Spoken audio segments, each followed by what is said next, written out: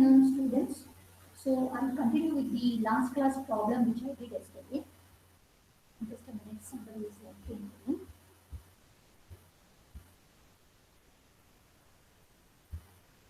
Okay, so I've taken the same problem wherein the open loop transfer function g of s h of s was given as k by s into s plus 1 s plus 2.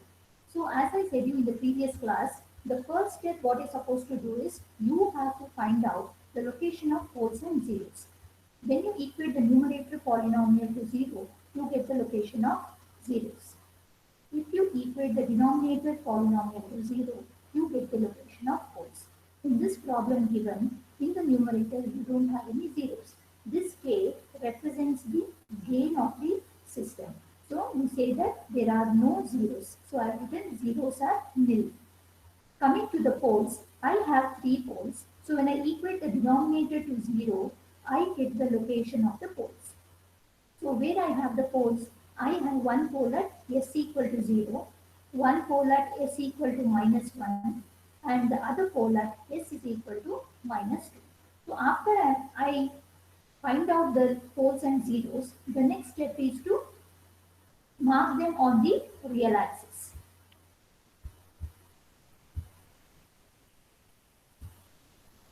So since I don't have any zeros, always remember poles are represented by cross mark, zeros are represented by a small zero.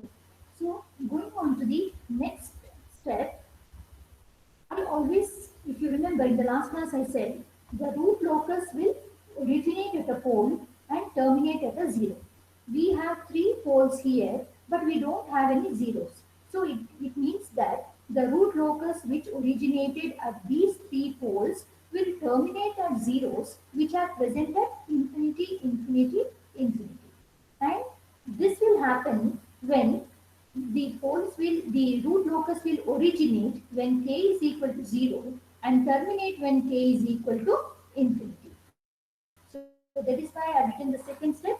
K is equal to 0, the points are s is equal to 0, minus 1, minus 2, where the root locus will originate, and then when k is equal to infinity, the root locus will terminate at the zeros present at infinity, infinity, infinity.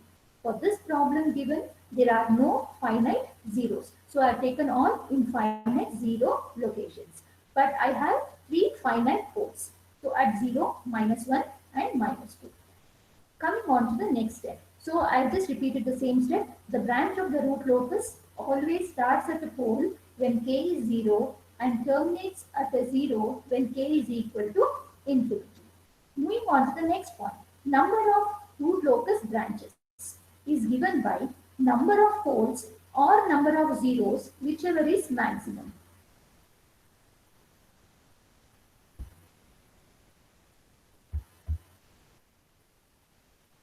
So for this problem, we see that I have 3 poles, but I don't have any zeros. So go back to the next first point what we had written. You can see here in the original problem, I have 3 poles, but I don't have any zeros. So the number of root locus branches is given by the number of poles or number of zeros, whichever is maximum.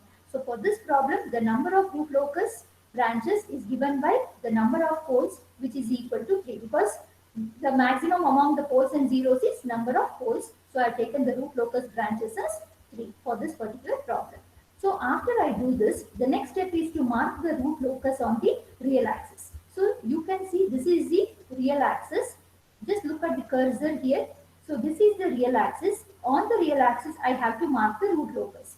So start from the right hand side between the first 2. Since I don't have any zero or anything, so whether I have a pole or a zero or 2 zeros or 2 poles, just take the first 2 whatever you have on the real axis and mark the root locus. So root locus I'll mark in red color here, and then when I take the next 2, I see that I should not mark the root locus. Then alternatively I should mark the root locus. So between 2 poles I have marked the root locus, and then between the next 2 poles I have not marked anything, and between the next I should mark the root locus. Since I have only a pole, I just mark the root locus here. The next step is to mark the direction of the arrow marks. So as I said you, the root locus will originate at a pole. So mark the arrow mark away from the pole. So this arrow mark is with respect to this pole, and this arrow mark is with respect to this pole. So coming on to this pole, so the arrow mark, the root locus is originating from this. So I marked it from this particular pole.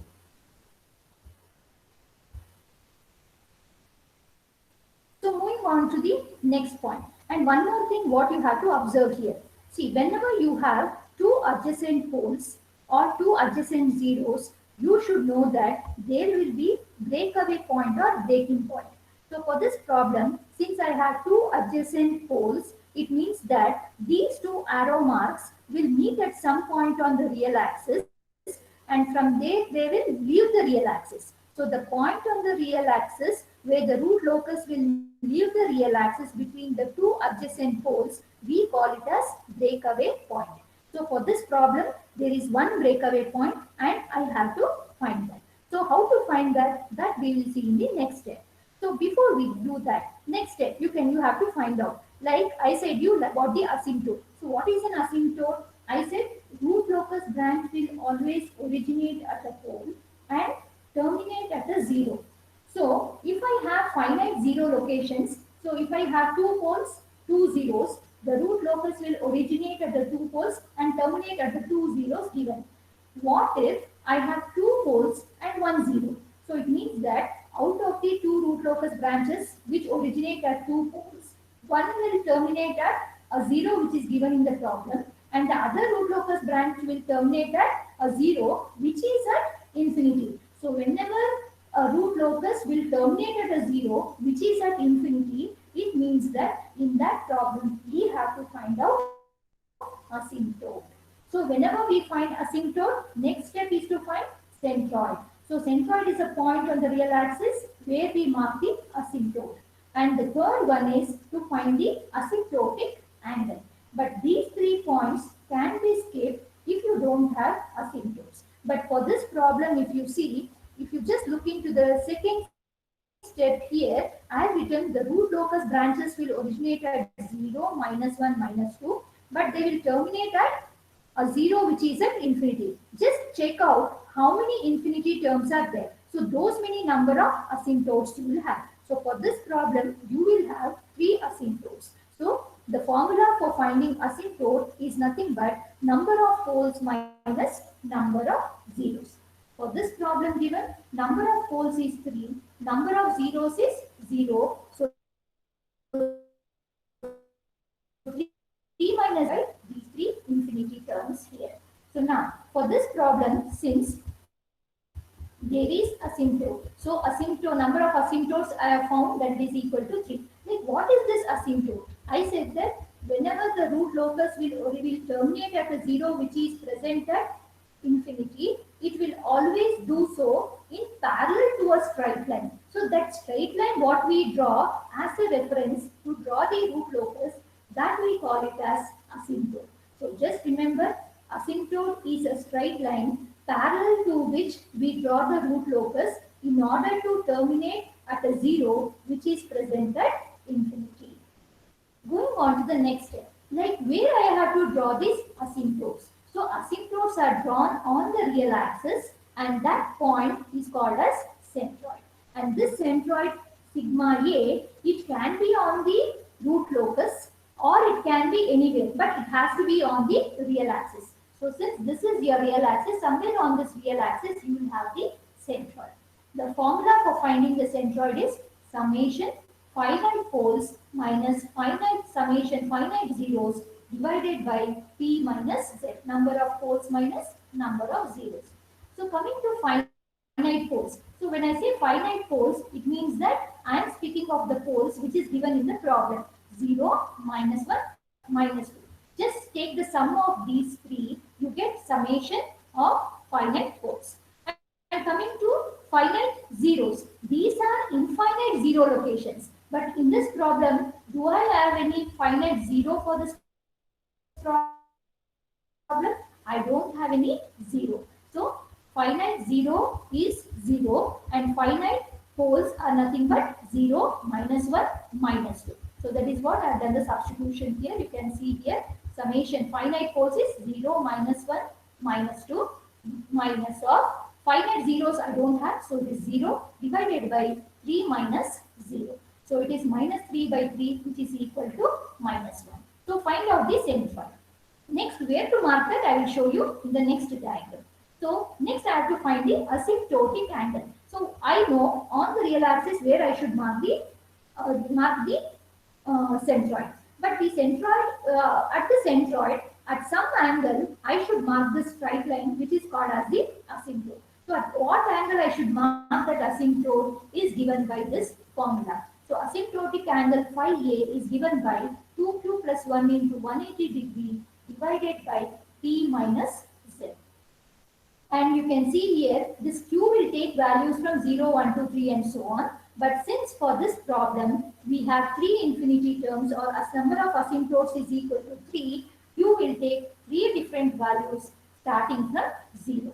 So 3 different values for q will be 0, 1 and 2. Number of poles is 3, number of zeros is 0.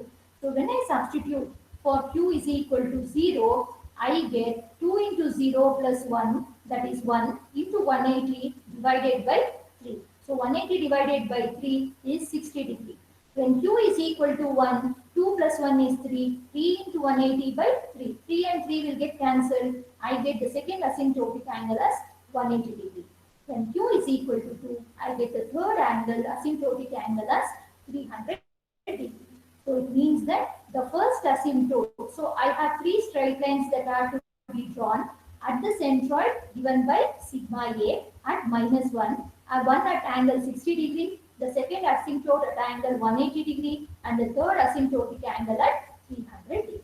So after I do that, the next step I will show you like what is that I am supposed to do. So you can see here the centroid. So centroid is, I got for this problem, I got the centroid at minus 1.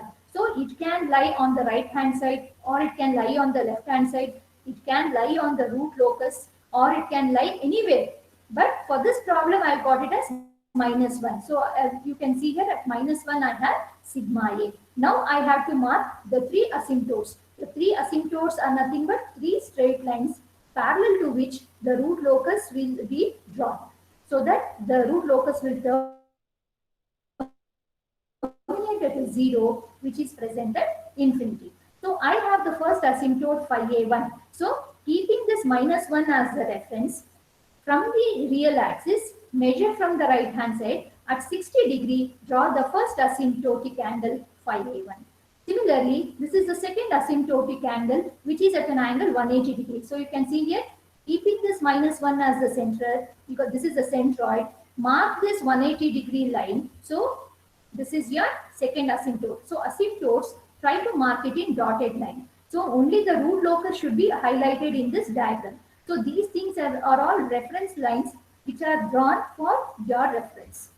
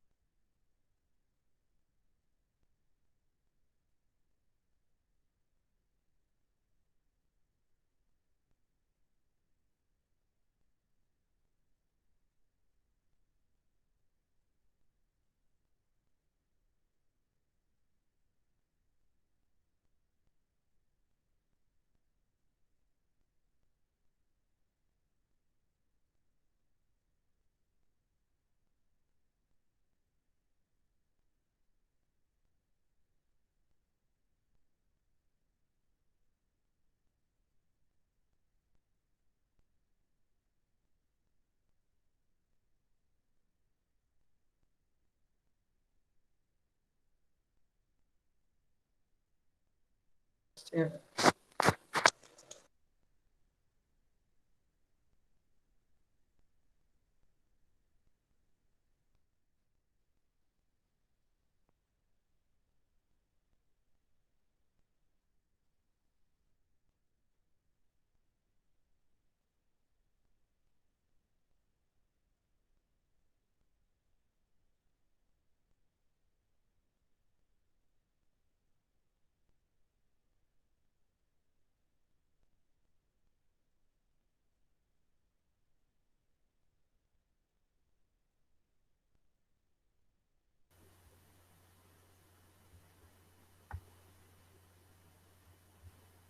Students, can you hear me?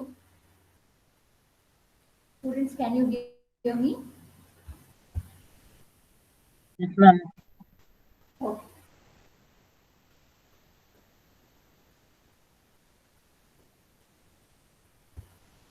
So now you can see here I have marked the three asymptotes, one at 60 degree, one at 180 degree, and the other one at 300 degree.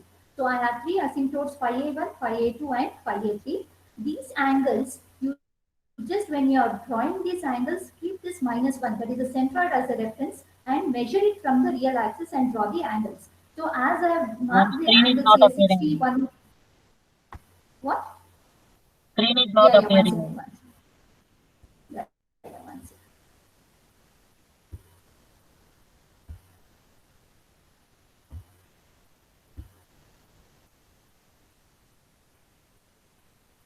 Is it visible now? Is it visible now? Yes, ma'am. Okay. So now, after you have marked the three asymptotes, in the exam, you did not have to mark these angles as 60, 180, and 300. So these are all reference lines which you are supposed to mark in dotted line. So you can mark them in dotted line, but it's not necessary to mark these angles 60, 180, and 300. Because when you mark all these angles, the diagram will look very clumsy. So it is better to avoid marking the angles there. So just mark only the three asymptotes phi a1, phi a2, and phi a3 in dotted line. So this is the next step what you are supposed to do. So always remember asymptotes are drawn only when the number of poles is more than the number of zeros. So for this problem I had three poles and no zeros. So I have three asymptotes for this problem. So this will vary from problem to problem. So that you have to remember. And one more thing what you are supposed to remember here is the root locus what you get is symmetrical about the real axis. So this is your real axis. It is symmetrical about the real axis. So it is something like it is a mirror image about the real axis. So whatever you get above the real axis, the same structure you will get below the real axis. So after you are done with this, so the next step is the root locus is symmetrical. This point I have said. And the next point is to find the breakaway point. So what is breakaway point? So breakaway point also you need not have to find it out for all the problems.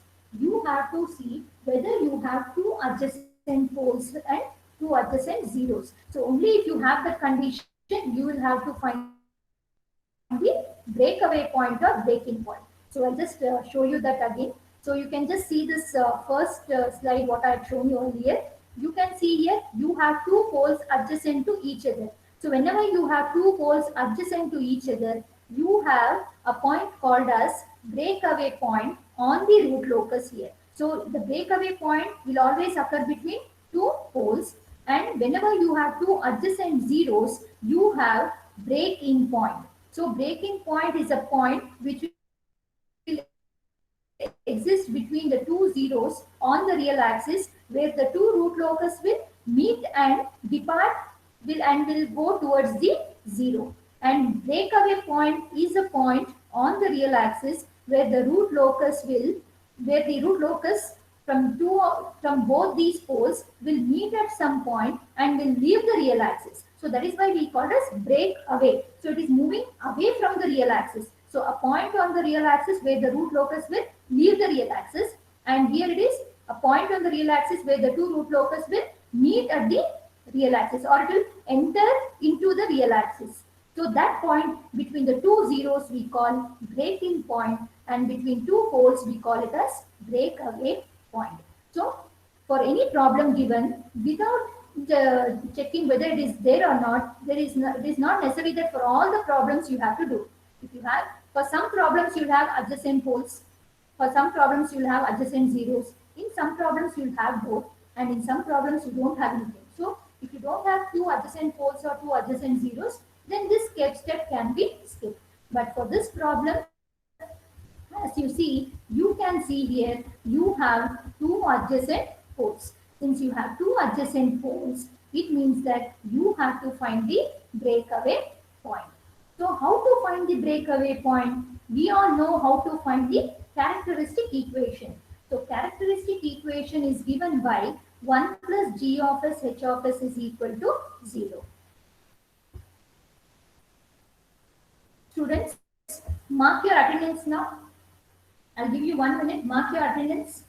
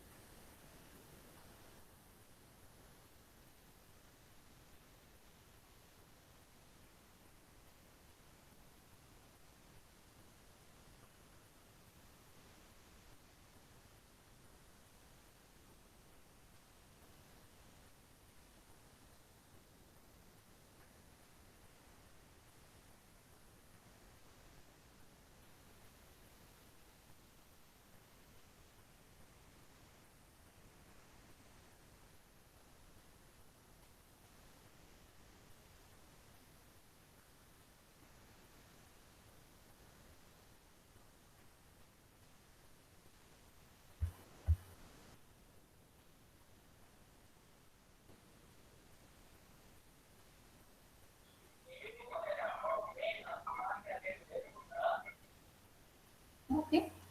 So let me continue. So now to find the breakaway point, first find the characteristic equation.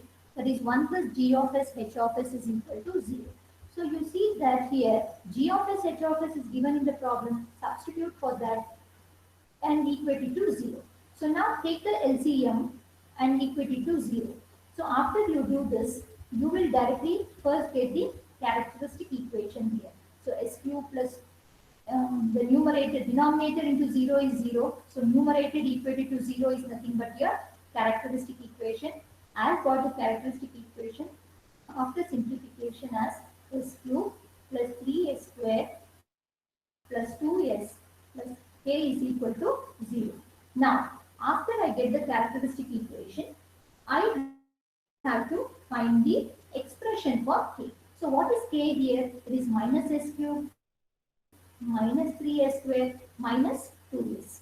Now, to find the breakaway point, I have to differentiate this equation with respect to s and equate it to 0. So when I differentiate it with respect to s, minus I have taken it outside, then I have taken differentiation of k with respect to s. So it is 3s square plus 6s plus 2. I have taken minus sign outside, equate it to 0. So now I get a quadratic equation 3s square plus 6s plus 2. So after I solve this, I get two values of s, two roots of s. One at minus 0.42 and the other one at minus 1.58. So now I have got 2 points here because the equation what I got here for k for differentiating k is a quadratic equation. So now out of these 2 points, 1 point will be the breakaway point. So now you have to find out which is the breakaway point. So always we know that breakaway point or the breaking point.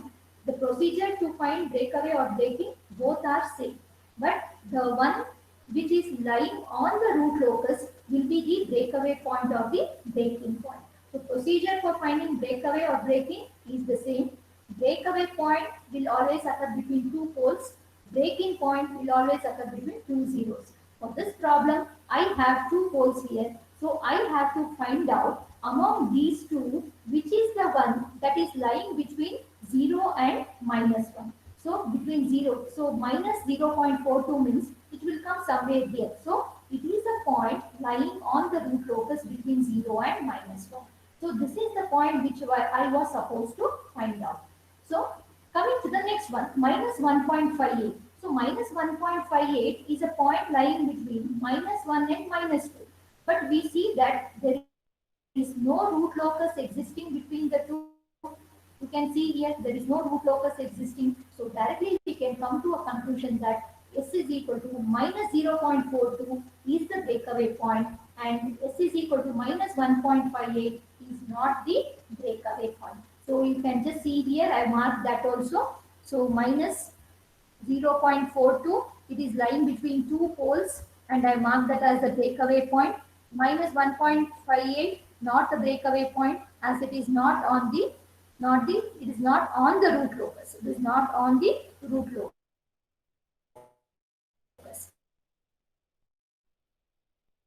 So angle of arrival or angle of departure. So always remember this is also an optional point. Angle of departure will be found only when you have complex poles. Angle of arrival will be found only when you have complex zeros. But for this problem given, so you can see that you don't have any complex poles or complex zeros. So you can just see here which way the poles, you have got only three poles, three real poles and you don't have any zeros. So we don't have any complex poles or complex zeros. So there is no need to find the angle of arrival or angle of departure. So I repeat again, angle of departure is found only when we have complex zeros, complex poles. Angle of arrival is found only when you have complex zeros. So now, after we do this, so two steps we have reduced there. Now going on to the next step to find the point of intersection on the j omega axis. So to find the point of intersection on the j omega axis. So what is the procedure? We have found the characteristic equation. So this is your characteristic equation. So I'll just go back and show you. See here. We have found the characteristic equation here. Just now we found 1 plus g of s, h of s is equal to 0. We solved that and we got the characteristic equation as s cube plus 3s square plus 2s plus k is equal to 0. So now using the characteristic equation, let us prepare the Routh array table.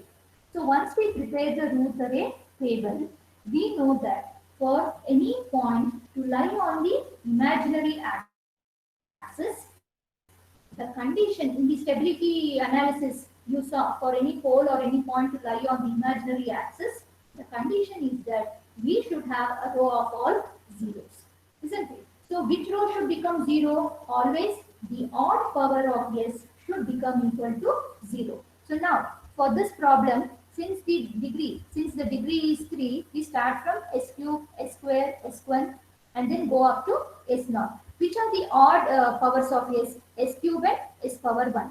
This 1 is already a constant, we cannot make it 0. So the only option is this s power 1 row should be made equal to 0. We already have a 0 here. Now we have to make this as equal to 0. So for making this as equal to 0, we see that 6 minus k by 3 is equal to 0. So that is what I have written. 6 minus k by 3 is 0. So k is equal to 6. So once I substitute k is equal to 6 in this equation. So what will happen to this equation? K is equal to 6 means 6 minus 6 is 0 by 3 is 0. So I get a row of all zeros. After I get a row of all zeros, I will be writing the auxiliary equation using the row just above that. So I mean to say that I will now write the auxiliary equation using s square row. So what will be the auxiliary equation? 3s square plus k is equal to 0. 3s square plus k is equal to 0. So we have the equation here, 3s square plus k is equal to 0. And when k became equal to 6, that s power 1 row became 0. Substitute for this k here as 6. 3s square plus 6 is equal to 0. 3s square is minus 6. S square I get it as minus 2. So s will be equal to what? Plus or minus root of minus 2. Root of minus 2 is nothing but root of minus 1 into root of minus 2. Root of minus 1 is j. So plus or minus j into root of minus 2. Root of 2 is 1.414. So s is equal to plus or minus j omega, which is equal to 1.414. So it means that on the imaginary axis, I should now mark the points plus j 1.414 and minus j 1.414. These are the points through which the root locus will now pass, so that it can terminate at a 0, which is at infinity. So after I have done this, and one more condition here. So to find the points on the imaginary axis, we did like this. Now for the same problem, if I want to find the condition for stability, what will be the condition for stability? Condition for stability will be all the elements of the first column should be greater than or equal to 0. This is greater than 0. This is greater than 0. So now this element and this element should be greater than 0. K greater than 0, 6 minus k by 3 greater than 0. I get k less than 6, 0 less than k. So combining both the equations, I get for the system to be stable, the condition will be 0 less than 6. K should lie between 0 and 6. So now, after I have found the points, how do I draw the root locus now? So now, I had already marked this part now. Now what I should do is, the root locus which originated here, just see the, look at the cursor here, came from this side. One root locus came from this side. Both of them met at this point, which is called as the breakaway point. And from there, one will go like this, one will go like this. So they are meeting at this point, at the breakaway point, and they are getting separated at that point. And now it has to go in parallel with the asymptote. So asymptote is a straight line parallel to which we draw the root locus. So now I should draw the root locus in such a way that it will pass through the point j 1.414. So this is j 1.414 and this point is j 1.414. So you can see this point, this is minus j1, this is minus j, see the cursor here, minus j 1.414. This is also minus j plus j 1.414. So now draw the root locus passing through the imaginary axis, and then I should extend this, and then I should write k tending to infinity. So what does it mean? The root locus which originated at one of the poles will pass through the imaginary axis at j 1.414 and it will terminate at a 0, which is present at infinity. Similarly here, so the other root locus which originated here will intersect, the two root locus will intersect here and leave the real axis, pass through 1 point minus j 1.414 and it will terminate at a 0, which is present at infinity. Coming to the last one, there is one more root locus which is originating here. What will happen to this one? This originated here. This also will terminate at a 0, which is at infinity. So that is the reason I marked k tending to infinity. So the root locus will originate when k is 0 and terminate at k tending to infinity. So how many root locus branches I said? I said there are 3 root locus branches. So one is this branch you can see here from minus 2, which is going towards the left hand side, and the other 2 are one coming from minus 1, the other coming from minus 2. So you can see they met here at this point and then now they got separated. So there are totally 3 root locus branches.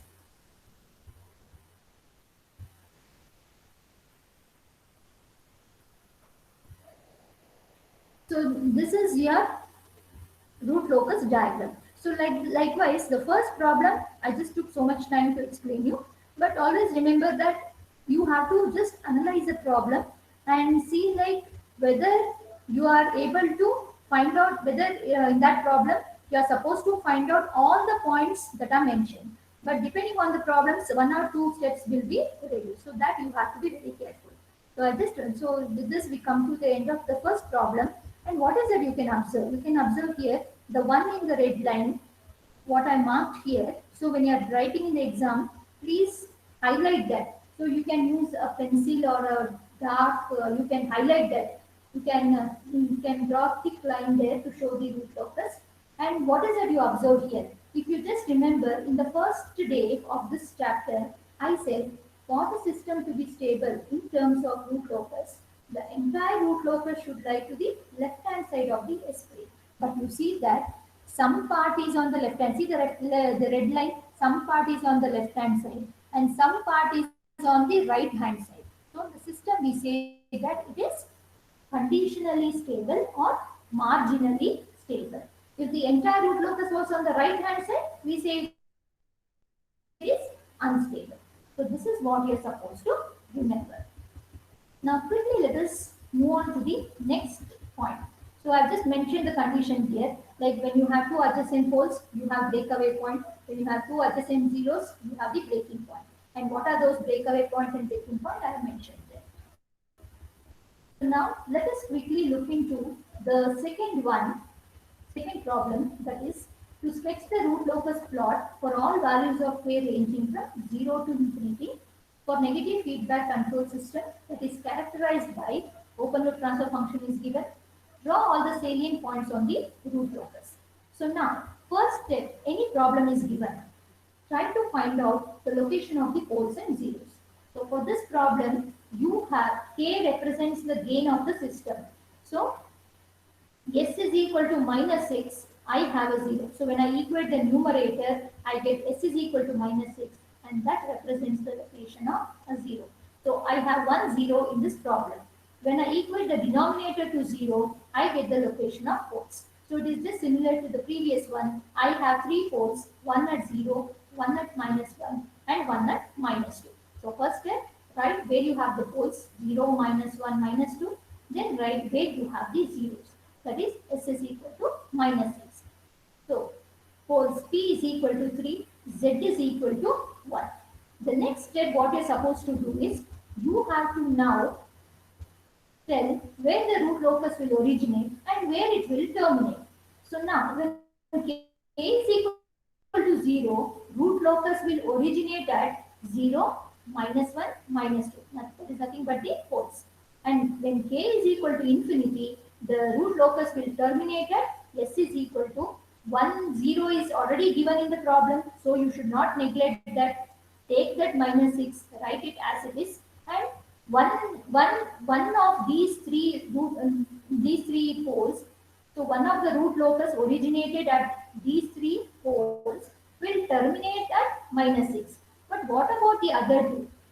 Since we have 3 root locus branches coming out, one will terminate at minus 6. So where will the other two terminate? Other two should terminate at a 0 which is present at infinity.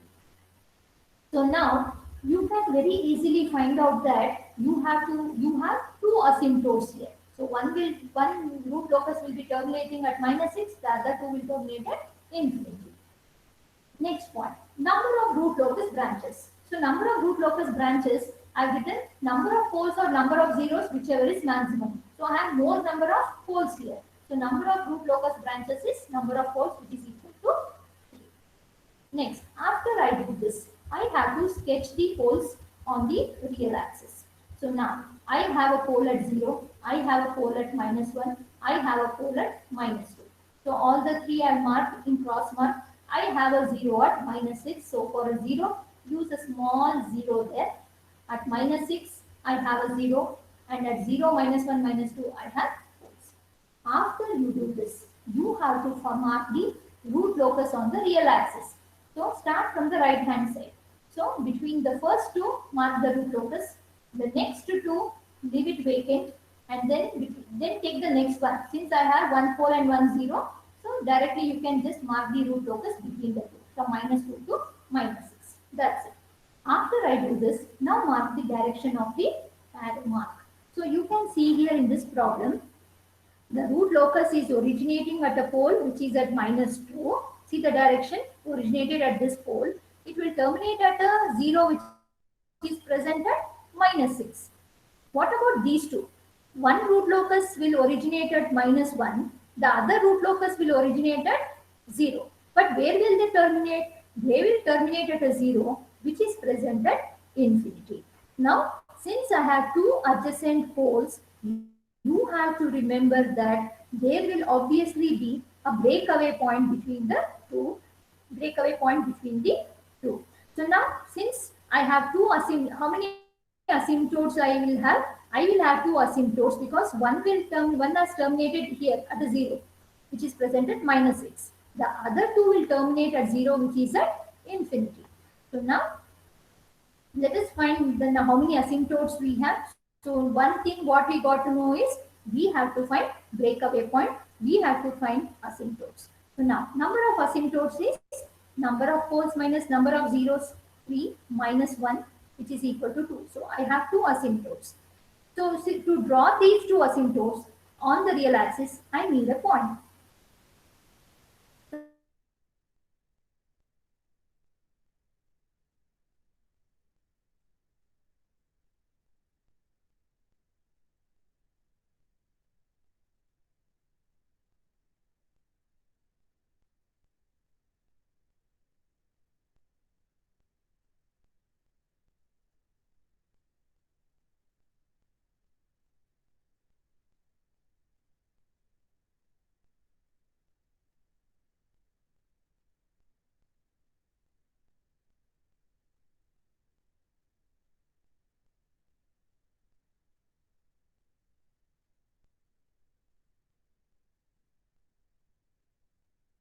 I will mark the asymptote, but I should mark it at some angle. So I should mark the straight line at some particular angle from the real axis. So at what angle I mark it, that is called as the asymptotic angle, which is given by 2q plus 1 into 180 by p minus z. So now, since I have two asymptotes, now my q will take only two different values, 0 and 1. Always start from 0 and 1. So I've just mentioned the condition also here, because number of asymptotes is 2 for this problem. So when q is equal to 0, I get the first angle as 90 degree. When q is equal to 1, I get the next angle as 270 degree. So now I have found that there are two asymptotes. Centroid is 1 point plus 1.5, and the two asymptotic angles I should draw at angles 90 degree and 270 degree. So as I said you earlier, I have to now find out the breakaway point also.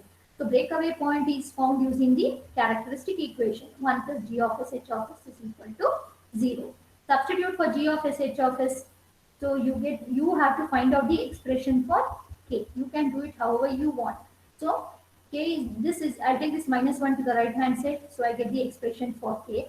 And now I have the expression for k. I will differentiate this equation with respect to 0 and equate it to 0. I have to use u by v formula. Minus I have taken it outside. Minus is taken outside. And now I will apply u by v formula. That is denominator into differentiation of numerator minus numerator into differentiation of denominator divided by denominator square, equated to 0. So when I equate it to 0, the numerator will get simplified to 2s cube plus 21s square plus 36s plus 12 is equal to 0. So now I get s cube. So s cube represents that there are three points or three roots I get from this equation. So you can use your calculator and you can find out which are the three roots. So I get the three roots as minus 0.4429, minus 8.455, minus 1.602. So out of these, I should see which is the point that will lie between. I'll just show you the diagram here. I have got 3 points. I should lie which is the point that is lying between 0 and minus 1. Because I have two adjacent poles at 0 and minus 1, I should identify among the three roots what I got, which is the one that is lying between 0 and minus 1. So s is equal to 0.4429. You can see here s is equal to 0.4429 is a point which is lying on the root locus.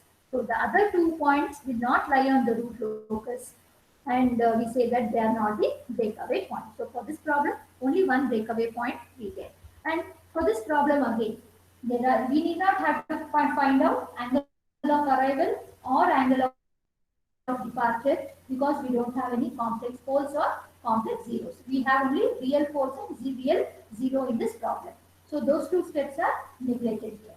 Then to find the point of intersection on the j omega axis. So like the previous one, I should again find the characteristic equation.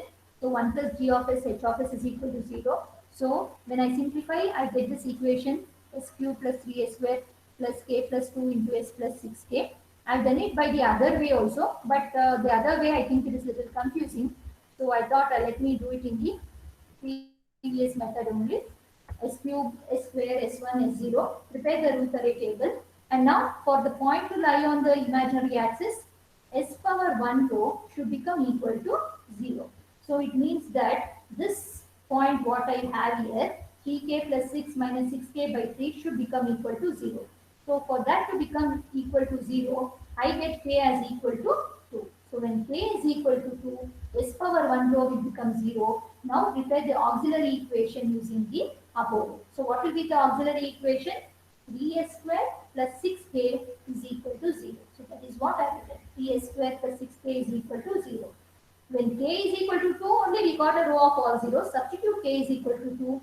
And when I solve this, I get s is equal to plus or minus j, plus or minus j. So now I've got the points. Now I will tell you like how to sketch the root locus. So now you had already marked the poles and zeros, and you had marked the arrow marks, everything you had done. You have to mark the breakaway point. So breakaway point I got it as minus 0.44 something. So at minus 0.4 mark the breakaway point. And then at 1.5 plus 1.5 I have the centroid. Mark the two asymptotes. So this is first asymptote, this is the second asymptote. So starting from the right hand side at an angle 90 degree, mark the first asymptote. And then at an angle 270 degree, mark the second one. So I have two asymptotes, asymptote 1 and asymptote 2 you can see.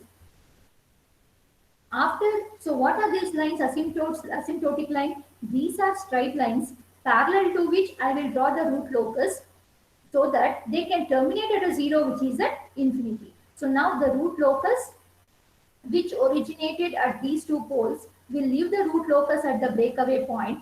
It will pass through the point on the j omega axis, that is plus or minus j2, and it will terminate at a 0 which is at infinity. So I've just written k tending to infinity means this root locus will terminate at a 0 which is at infinity. Similarly on the other side also you can see it is leaving the real axis here, passing through minus j2, and then it is going parallel to this asymptote and terminating at a 0 which occurs when k tends to infinity. So now you can also observe there are three root locus branches. One is between minus 2 and 0, one which originated at minus 1, the other one which originated at minus 2. So for this problem also we have three root locus branches. So for today, I will stop the class here, and in the next class, that is on Saturday, I will continue with some more problems. So if you have Ganesh Rao textbook, please go through the instructions or go through the procedure and just look at the two problems which I have done in the class. It is the same problem which are there in the textbook. Please go through that, and in the next class, we will go through the remaining problems. So bye for now. Have a nice day.